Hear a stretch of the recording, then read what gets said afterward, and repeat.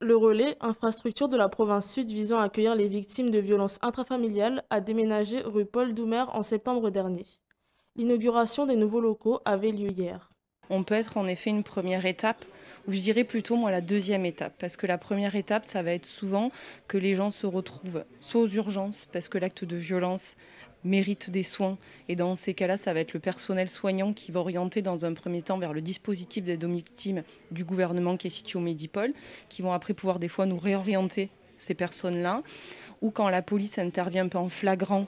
en ce qu'on appelle le flag, où du coup ils vont pouvoir aussi nous réorienter, ou quand les gens se présentent tout simplement en effet vers du personnel médical, vers les assistantes sociales de secteur, vers toute institution au final publique, où du coup vont pouvoir se révéler que la situation est dans une situation en tout cas de violence conjugale et nous réorienter ces personnes-là pour que nous derrière nous puissions mettre en place un accompagnement adapté. Ce service accompagne les victimes mais aussi les auteurs de violences conjugales avec un suivi psychologique, des stages de responsabilisation et un groupe de parole. Que ce soit victime ou auteur, nous on va accompagner tout le public qui souffre de violences conjugales et intrafamiliales. On va pouvoir faire dans un premier temps, le relais c'est ça, c'est cette personne va être accueillie par un travailleur social qui va évaluer la situation, faire prendre conscience de la personne, la responsabiliser aussi par rapport à ses actes. Et le but c'est après de pouvoir réparer ces personnes-là. Et c'est pour ça qu'on a tout ce versant thérapeutique, que ce soit des orientations vers les psychologues, que ce soit vers l'art-thérapie, la sophrologie, l'hypnothérapie, pour pouvoir vraiment faire une prise en charge globale. Parce que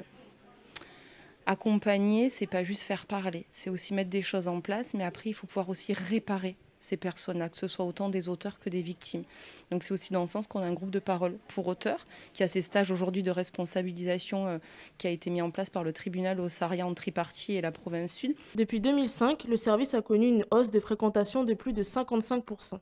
Le résultat d'une libération de la parole, mais aussi grâce à une meilleure communication du relais qui est de plus en plus connue. Ce qui est sûr, c'est qu'aujourd'hui, on peut dire que les gens s'autorisent à venir de plus en plus à parler de leur situation de violence, autant en effet les victimes que les auteurs. Je pense qu'il y a eu beaucoup d'informations, beaucoup de documentation aussi, qu'il y a eu des documentaires qui ont été tournés en Calédonie, comme par exemple Bombardé qui a eu lieu, des choses qui font qu'aujourd'hui les gens se rendent compte qu'ils ne sont pas seuls à vivre ce type de situation. Donc en se disant, si je ne suis pas seule, ça veut dire qu'il y a des gens qui peuvent m'aider